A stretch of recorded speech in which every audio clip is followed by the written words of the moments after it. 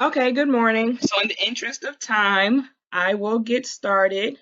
So, hello out there to everyone who's joined us today. Hello to the class of 2021 and to my colleagues who've also joined in. Thank you. Today, we will discuss post-secondary planning for juniors. My name is Heather Beasley. Hopefully, everyone attends a school that has a College Now advisor in their building. If your school does not have an advisor, I provided my email address so that you can reach out if you have any questions after this presentation. A few housekeeping rules. Everyone is muted, so if you have a question, please add them to the question tab, and I will try to answer them as they come in. There are 5 handouts attached. If you're watching this on your phone vertically, sorry, if you're watching this on your phone vertically, you want to push the 3 dots. It could also be a more icon to see the handouts. If you're watching it horizontally, the handout icon should already appear on your screen. Feel free to download or screenshot them to keep them for your records. Before I start, if anyone has any burning questions that they would like answered, feel free to add them to the chat now, and hopefully we can address them as we are going along.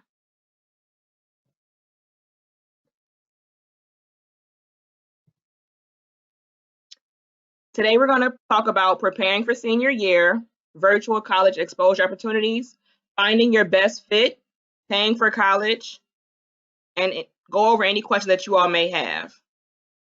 I do have a question for Camille. Camille, can you see the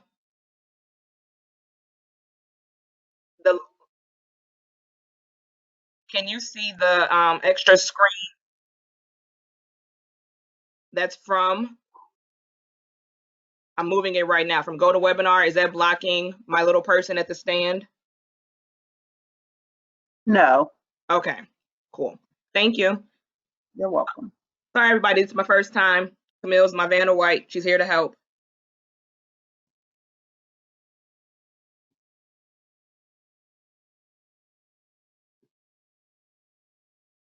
So, preparing for senior year. If you don't know what school you want to go to, that's okay. You still have time, but I would suggest using this time between now and November to figure out what schools you like to apply to. When I went into my senior year, I knew I wanted to go to an HBCU, and I knew I wanted to go somewhere out of state. So I tried to figure it out. I thought I nailed it down. You couldn't tell me I wasn't going to Hampton University. And then when it came down to it financially, I ended up at Lincoln University. So I just wanted to share that to let you all know that it's okay if plans change, or if you have multiple options, or if you don't even have an option. But what I would suggest is to start thinking about what you're interested in now. And if you're unsure of what major or career choice, that's okay. I'll let you in on a little secret. There's a lot of adults who don't know what they want to be or what they want to do. I went to school to be a teacher. I did 4 years as an education major. It wasn't until after I student taught that I realized I didn't want to be a teacher anymore. So I had spent 4 years in school studying a major that I didn't even end up using. So there's some people who go to school right away, know what they want to do or what they want to major in, and there's some who don't figure it out to their sophomore, junior, senior year, even after graduating. There's some people who never figure it out. So don't be hard on yourself if you don't know what you want to major in when you're looking for schools. So right now, when you're in high school, you have your guidance counselor, you have your College Now advisor, you have your parents, you have friends and neighbors and loved ones. And when you get on the college campuses, there'll be people who are there as well to help you figure out your next steps. So make sure that you use the resources that are available to help you along your college path.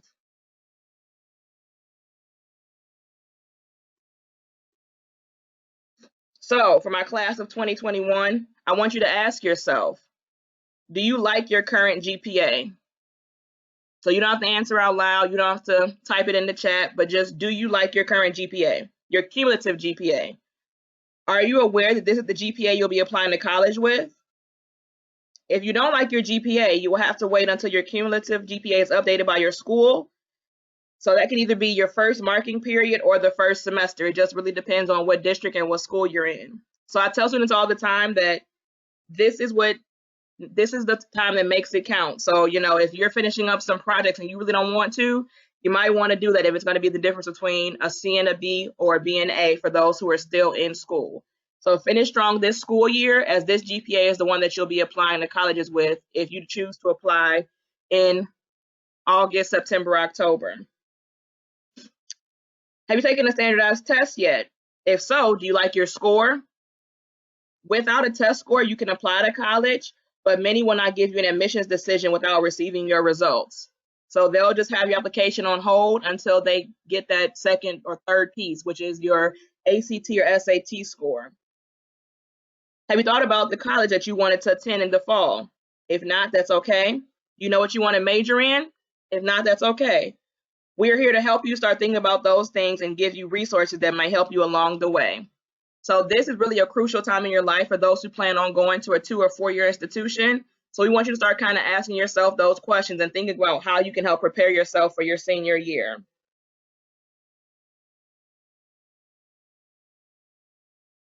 So end of year junior task. One of the handouts is the junior year checklist, but I'm going to go over it just briefly. For those who are still in school and have communication with your guidance counselors and you're unsure, you want to check in with your counselor to make sure that you're on track to graduate. You don't want to get any surprises next year when they're telling you that you missed the gym class or you're behind on a history class, different things like that that may keep you in school a little bit longer, make you go to summer school. You want to register to take the ACT or SAT or both. If you can, I say take both so you can see which one you test better in. You want to participate in test prep.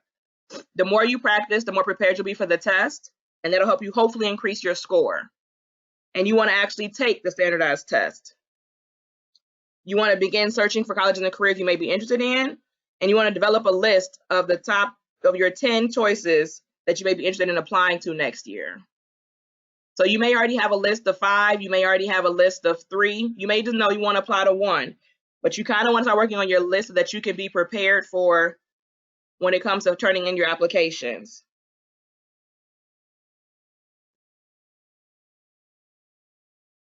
So here are a list of the 2020 ACT dates and SAT dates.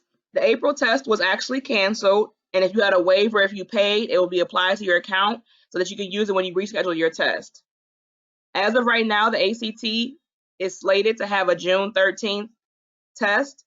They haven't come out with any information about it as of yet, but I know that it's dependent upon the COVID-19 as well as testing centers. The SAT won't administer their June 6th test, but they provided a new test, which is the August 29th test, and they added a September 26th test. So the asterisk on the ACT means that they're open, you can plan to apply, but they're not sure if testing will be able to go through based on the climate that's currently going on. I'm sure that some of you all have heard that colleges are going test optional this year, but you still want to take the test. Merit-based scholarships are based on GPA and test scores, and so they can also be used to determine your course placement in lieu of taking the actual placement test, and they test your college readiness skills. So even though some schools are like, oh, we're test optional this year, you still want to at least have a test score for just to have one on file. There's a lot of virtual prep that's available. College Now has a boot camp. There's ACT.org. There's Khan Academy. College Board has testing prep as well. Here is College Now's ACT and SAT online boot camp. So as you see, there are 5 ACT boot camp dates that you can join in, and there's 2 SAT boot camp dates. The boot camp flyer is also attached in the handout section, and if you download that one, there are registration links embedded into the flyer for each session. And you can contact Jill at her email address if you have more questions. Space is limited, so don't wait.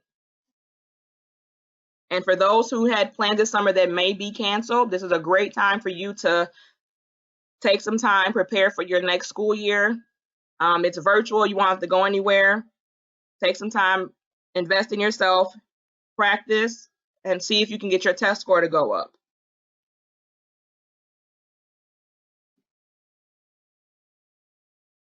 Things you can do this summer to set yourself up for success.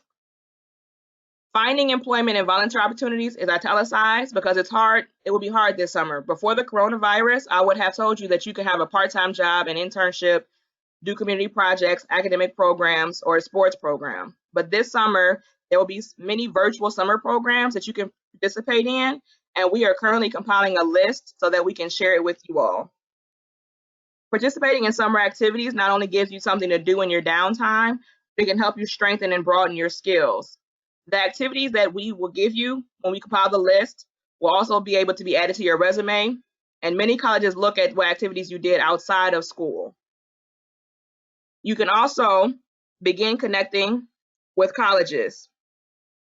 In the summer is usually their downtime, so you can start reaching out to schools that are on your list ahead of time before you apply to gather information and materials and see what's needed. You can also start to see their essay prompts and start brainstorming what you would like to write your college essay about. You can start working on your college applications and essays, kind of have a head start so that when it's time to apply, all you have to do is enter your name and push send.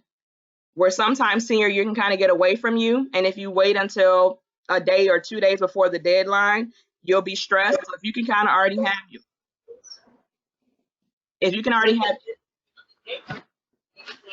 does someone have me unmuted? Sorry. Make sure that they get data in. Okay. All right. Sorry about that.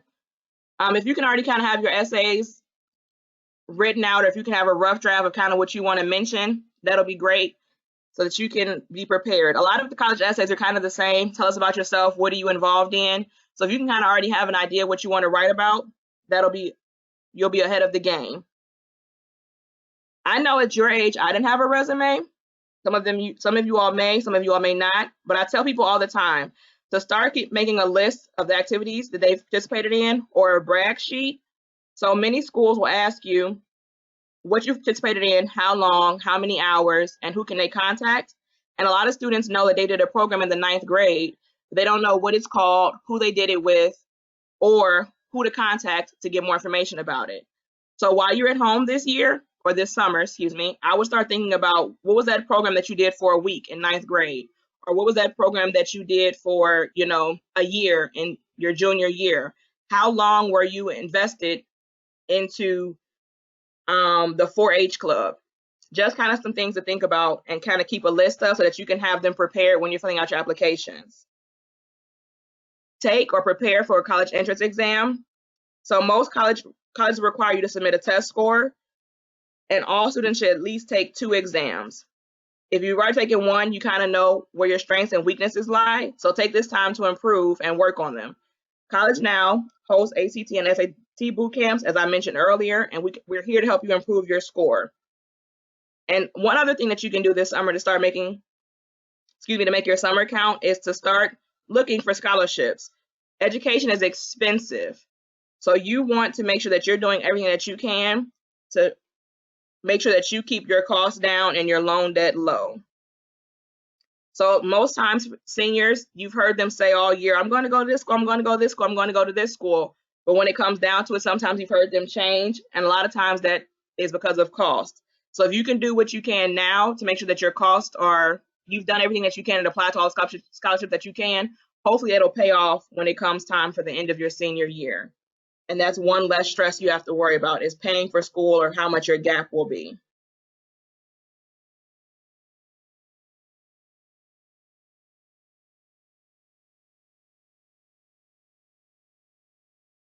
So,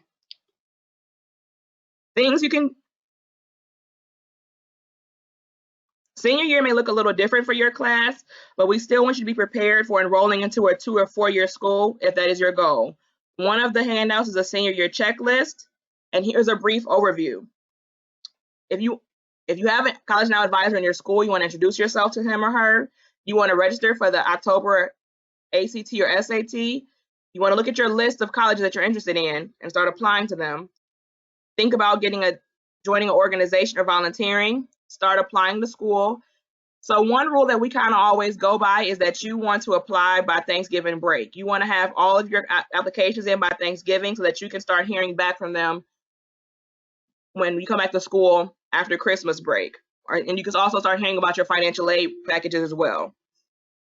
You want to start thinking about letters of recommendation. What teachers have you had more than once? What teachers are you close with? Who do you think will speak highly on your character? So you can start keeping a list so that you're not running to them at the last minute asking them to submit a letter of recommendation for either application or a scholarship. So that's something you can work on now. Think about who's responsive, who do you get along with, who do you have a good rapport with, because what you'd hate to do is ask the teacher who you never went to their class, you never did their homework, for a letter of recommendation. You want to complete the FAFSA. It opens October 1 to 2020. You want to apply for scholarships, and a big thing is that you want to watch your emails for communications from the schools you've applied to. Back in my day, we used to get letters from the schools telling us what we were missing or what we needed to add on or what they're waiting on. But now they do a lot of communication via email. I'm assuming by you all being on here that you actually do check your emails, which is a good thing. You're already ahead of your peers, but you just want to make sure that you're checking in and making sure that you have all your forms and documents filled out so that you're waiting on them and they're not waiting on you. Sometimes when you apply to schools, they'll give you access to a portal at each individual school. So you also want to make sure that you're checking that as well to make sure that you're going down the checklist and completing all the tasks they've assigned to you. You want to research college costs to see how much it is and see how much money that you have accumulated or how many scholarships that you're qualified for, so that you can start kind of coming up with a financial plan. You want to look out for financial aid award letters, and you want to decide your best fit financially. As I mentioned earlier, all senior year, I thought I was going to Hampton University in Virginia. I even graduated, going in the graduation book saying that I was going to Hampton. I had a Hampton blanket. I had Hampton everything. And then when it was time to get ready it was about midway summer after my senior year of graduating, my parents told me that that wasn't the best financial fit and I needed to choose another school. So you make sure you're having those conversations with your family members to see what you can afford, what they can afford, if they can help you, and what you can do to make sure that you're setting yourself up for success during college and after college.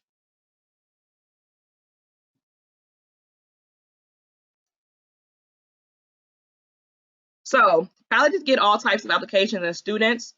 Who would you let in? So welcome everybody to Barden University, where the average GPA is a 2.75. The average ACT score is a 20. We look for students who have community involvement, AP and honors classes, and then they're involved throughout high school, and they participate in athletics. You don't have to do all of those, but we are looking for students who have experience with being involved in their school. So student A has a 3.0 and an 18 ACT. Student A has 100 hours of community service and a part-time job. Student B has a 2.8 and a 21 ACT, takes honors classes, and plays baseball. And even though student B's GPA may not be that high, they have weighted courses and their courses are more challenging. So that's something that the admissions office would look at. Student C has a 2.5, but a 28 on the ACT with no activities. So student C doesn't really, he or she comes to school, they're kind of just there, and they sorry, I got a text message and got distracted. Student C comes to school but doesn't really apply themselves, but as you see on the ACT, they were able to knock it out the park. So I want you to think, and you can write in the questions chat, who do you think would an admissions group would admit to Barden University? So I'll read it again. Student A has 100 hours of community service and a part-time job. Student B takes honors classes and plays baseball. Student C has no activities. So I'll give you a moment to think. If you're on your computer, you can write it into the question panel.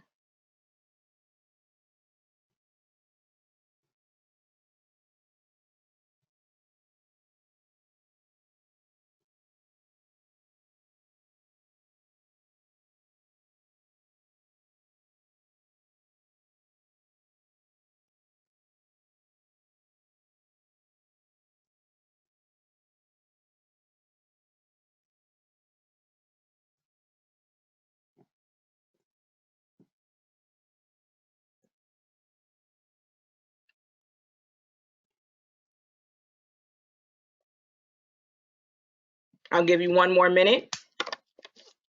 I won't tell you who's in the lead just now.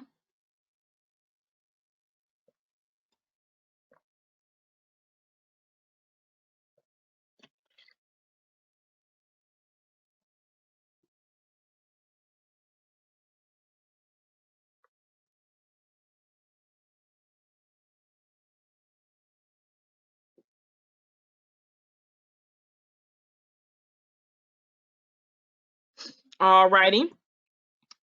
And as of right now, student B is in the lead. So there is no right or wrong answer to this question. It's really a case by case situation, and it's up to the school's admissions office to decide who they think will be the best fit at their school. And so it just shows you that student B was just a little bit over the GPA and a little bit over the ACT. But as I mentioned, they take honors classes. So that means that they're taking the challenging classes, which is something I want you all to think about. If you go to a school where they're giving you the choice of taking an extra year of math or taking that advanced course, I know senior year you kind of want to slide through, but you may want to take that class if you think you can handle it, because admissions reps will look at your transcript to kind of see what your course load was like. So just something else to think about when you're going into your senior year.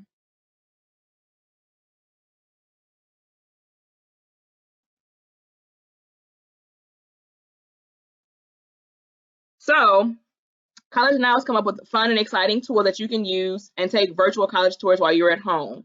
You can use this tool all summer and help you to prepare for college. But to participate in the contest portion, you have until Friday, May 22nd to complete the steps outlined at the link below. There are 5 steps to the contest. You don't have to do every step, but every step that you complete gives you a chance to enter into a drawing, and we will pull over 100 winners for $10 gift cards from DoorDash or Amazon. So if you have a College Now advisor in your school, they should be reaching out to you soon, let you know about this amazing opportunity. Not only does it give you a chance to explore the schools you're interested in and kind of see what it looks like on their campuses, it also gives you a chance to win money. And who doesn't like money? I do. And at this time, DoorDash, I know, is going strong, and Amazon is also making deliveries every day. So again, this competition is available at this link. And if you go there, it'll show you the different 5 steps that you can complete. You don't have to do all 5, but if you complete all 5, you'll be entered into the contest 5 times, which increases your chances of winning. So you should apply to at least 3 schools, but no more than 10. You can apply to those schools on your school's admissions page or via the Common App. The Common App is up to 884 schools. So you can go through, see what schools are on there, and you can submit one application for up to 7 to 10 schools and get it out of the way. Now, that completing the Common App may take a little bit longer, but in the end, it saves you time instead of having to go through and answer the same questions about yourself at every individual school.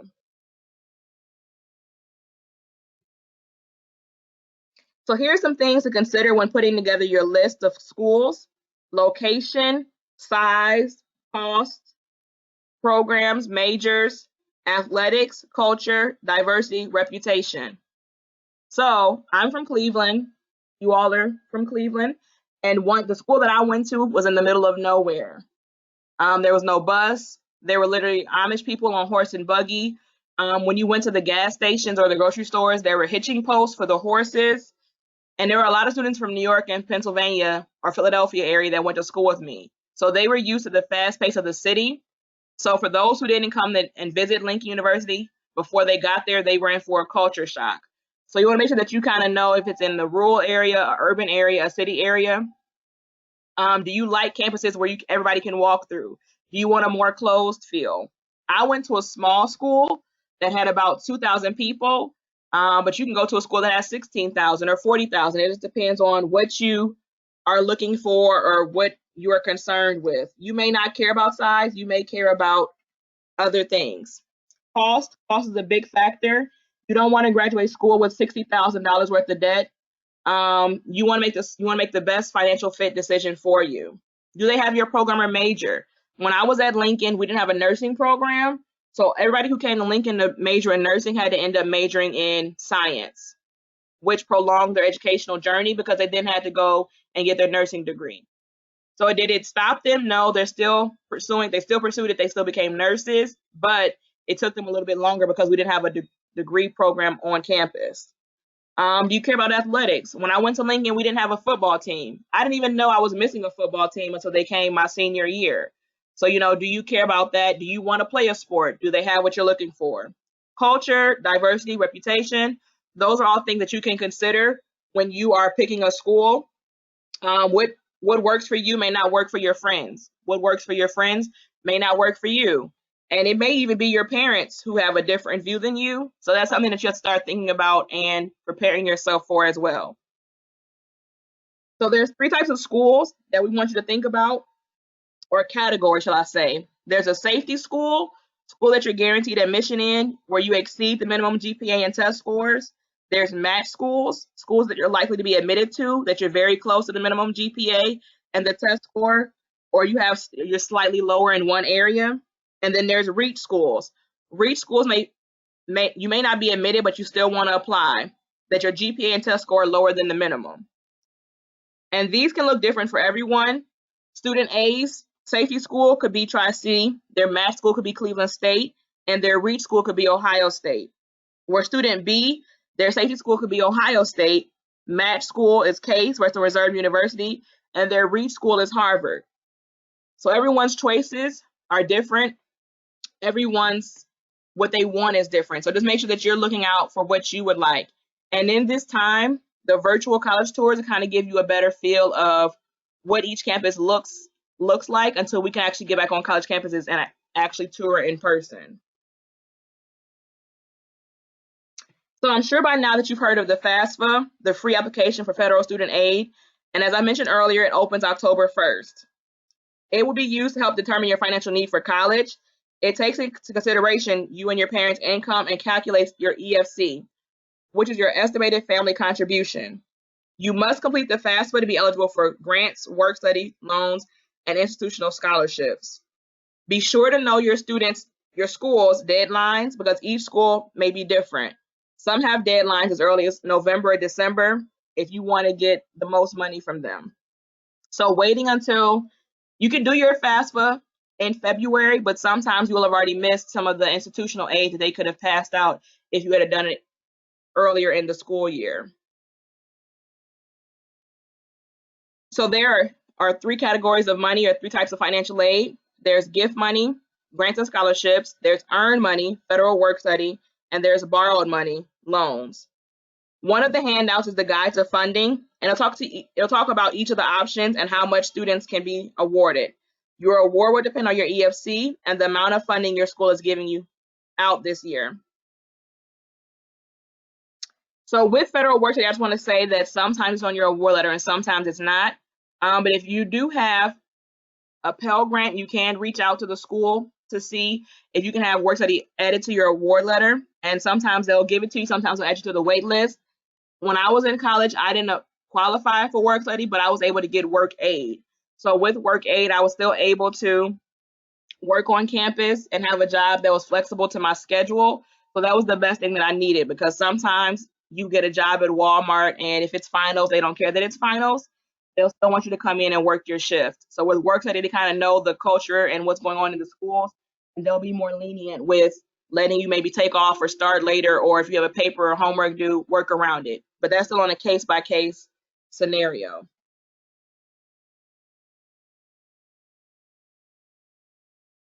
So one of the big things that you can do to set yourself up for success is to apply for scholarships. So you want to think specific. You want to think about your academic achievement, the major you're interested in, if you're an underrepresented student, your personal interest, and extracurricular and community activities. You want to be strategic. You want to check your school's website. Check the school that you're applying to. Apply for scholarships as if you're applying for a job. The more you apply for, the better your chances are of getting a scholarship. If you apply for 100 scholarships, you may get 10, you may get 5, but that's still more money than you would have received if you didn't apply at all. You want to make sure that you apply for the small scholarships as well. They can add up to be a substantial amount of money that you take with you to school. Sometimes when a scholarship is $500, students are like, oh, I don't have time, or oh, I don't want to do that. But if you get 2 $500 scholarships, that's $1,000. So you want to make sure that you are doing as many as you can and completing them as often as you can to make sure that they're on time. On this, it also talks about make sure you think about things that have your interest, majors, careers, hobbies, membership, organizations, disabilities, ethnicities, state of residence, military service, employer. You want to think who can offer you a scholarship. Ask your guidance counselor, ask your College Now advisor. Think about civic and professional organizations, places of worship, places of employment for you or your parent or guardian. One of my students worked at Dave's, and while he was at Dave's at work, he noticed on the bulletin board that there was a scholarship for people who worked at a grocery store. So he applied and he got $500. And so you want to just make sure that no matter where you work or who you work for, you're checking to see if they have anything available for you. My mom worked at a job, and when it was time for my sister to go to school, someone told her there was a scholarship available.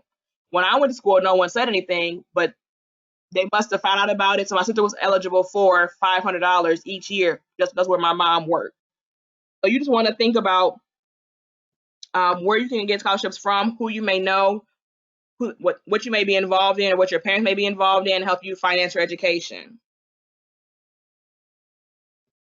So my coworker yesterday showed me this game, and I thought it was amazing. It's a cool game for you all to play because it's designed to get you thinking about how to succeed in college without taking out too much student loan debt. And it'll get you thinking about the cost associated with college and other costs that you might not have considered. For those who are staying on campus, the other costs may be um, sheets and towels for your dorm room. Or it could be the difference between, I know one of the questions that I asked yesterday was like, do you go to this party or do you make $100 by working as a busser at an event on campus? So the game kind of puts things into perspective for you and kind of gets your brain thinking on how you will operate and how much money you may come out of school, how much debt you may come out of school with. So this is, if you take a picture of this, screenshot it, use this website. I thought it was pretty interesting, and it was my first time using it yesterday. Some resources that you can use. Every school may not have Naviance, but you can look, if your school has Naviance, it has tons of tools for you to use. There's ACT, there's SAT, there's Big Future, My Next Future, College Navigator, Ohio Means Jobs. And these are all resources that can help you set yourself up for success, along with the handouts attached to the webinar. So as I mentioned, there's 5 handouts, and those handouts are the summer bootcamp flyer, the guide to funding, the junior checklist, the senior checklist, and the top places to search for scholarships. And I believe that in the chat, they've also put some links to some other things that we have going on either at College Now or links to the websites, the handouts that I've suggested. Now that you're a senior, I think it's important that whether we're remote or we're actually in school, that you get to know your College Now advisor and your guidance counselor. They're the people who will think about you when they get an opportunity coming into the office. So they know that you want to be an engineer and they get a scholarship for engineers. If they know you and they know that you're passionate and that's your interest, they'll think of you as soon as it comes in. If they don't know, they may think of student A, B, or C, and you might miss out because they didn't know to invite you or to give it to you. Your guidance counselor and your College Now advisors will have, they'll know when the college reps are coming to the school, or they'll know when different opportunities are available. But by being open to opportunities and talking to them on the regular, you can just increase the exposure that you have. And by being exposed to different opportunities, you just never know what you'll come across. It could be a school that you never thought about. It could be an internship. It could be a program. It could be even a college. So just make sure that you're talking to them on the regular, that they know what you're interested in, they know where you're thinking about going, so they can help you get there, because that's what their jobs are for. So I know that I talk fast, but this is the part where I can answer any questions that you may have. So if you have any questions, please put them in the chat, and I will answer them the best that I can. Or if not, I have colleagues online, and I will definitely throw it to them. So I'll give you a moment to write out any question that you may have.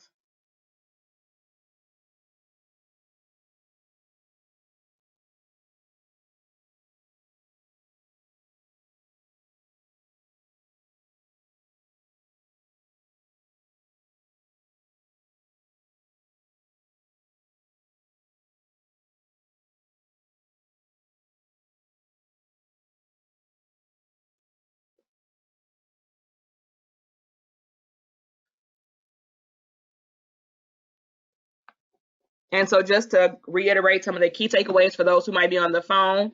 So the key takeaways are, like I just mentioned, make sure that you're communicating with your guidance counselors and College Now advisors. Make your summer count. It may be hard during this time, but find any opportunity that you can. I know volunteering will be a big thing that's coming around this summer. So think about how you can connect with other resources. Start on your essay. We have a Lake Erie Ink workshop. That's today from 6:30 to 8. You can register online. The link is there. They provided extra links to some of the documents. Make sure you check your email and college portal.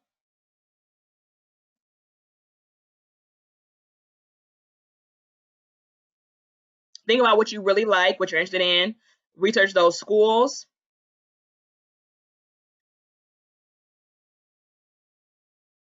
And so another thing that I was thinking about as I was talking to you earlier, when you're writing your scholarship essays and college application essays, everything that you do counts, even if it's babysitting your younger siblings, even if it's taking care of an elderly family member. There's ways to work those narratives into an essay that can kind of benefit you, because you may be thinking like, oh, I don't do anything besides take care of my younger siblings after school. Well, actually, that's teaching you different skills that you can use in your scholarship essay.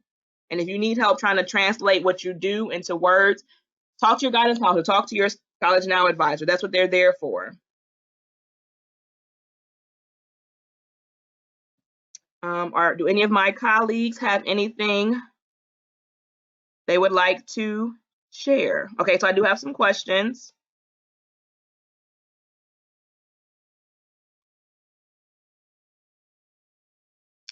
Is ACT still going to offer the option of testing in individualized sections in September 2020? If any of my colleagues have an answer to that, if we can please help Morgan out. Is the ACT still going to offer the option of testing in individualized sections in September 2020? And if Morgan, if somebody isn't able to answer you, then I will email you after this with an answer.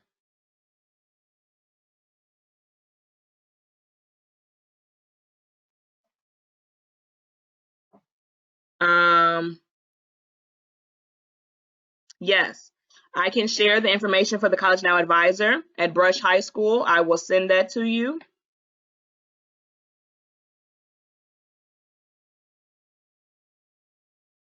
If colleges do not super score the ACT, but they require the ACT writing, are you able to send in the writing portion from a different test than your best ACT test? That's a really good question. So the ACT test, the ACT writing portion is sometimes used at some schools for your English placement test. So I would talk to that school and ask and let them know, like test and October test is the one with the highest score, but I really would like you to look at my September writing score when thinking about placement for classes, so that you can have the best outcome when it comes to using your writing score.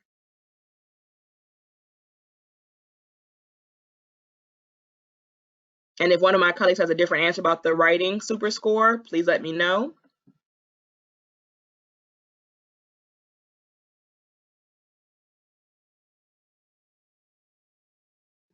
I do have a question. Doug, you're on. Doug, are you the advisor at Brush?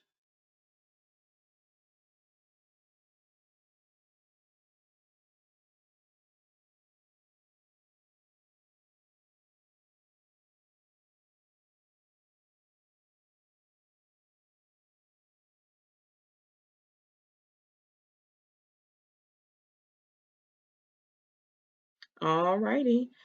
I do not. Okay. So there was also an answer about the writing ACT question. You will also have the chance to write an essay if you apply through Common App, so they can see your writing sample on that way too. And Roger is the advisor at Brush, and I will send you his email address.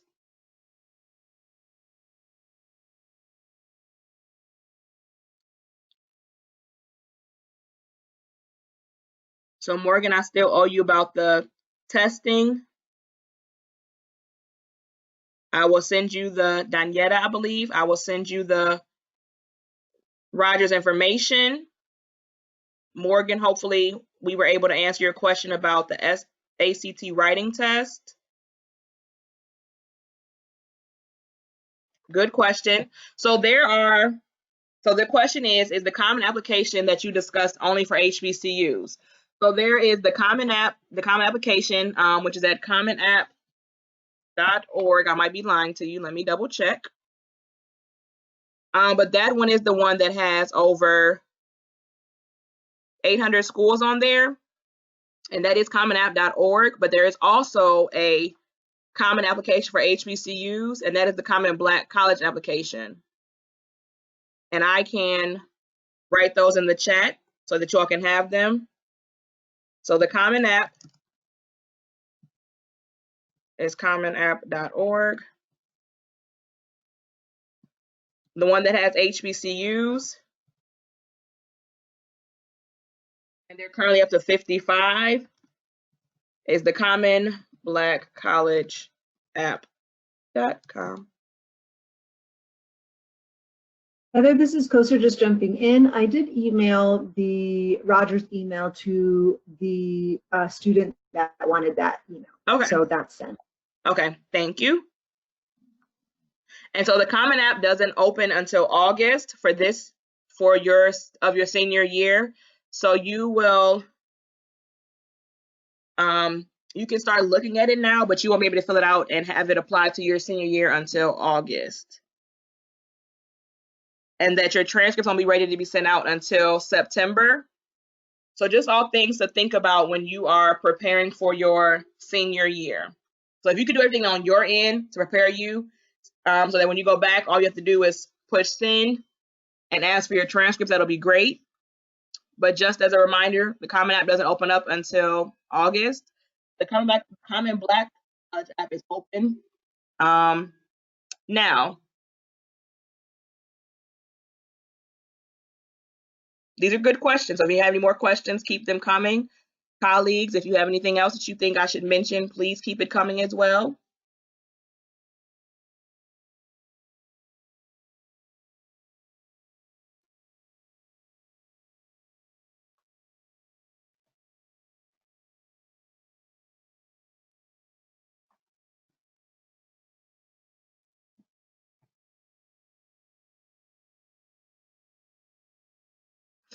All righty. Well, it looks like there aren't any more questions coming in. So again, if you are at a school that doesn't have a College Now advisor, I will give you my email address and you can reach out if you have any questions. And if I don't have any answers, I will field the question to my colleagues. I thank you all for joining us, and you enjoy the rest of your lovely Tuesday morning. Thank you. And just a quick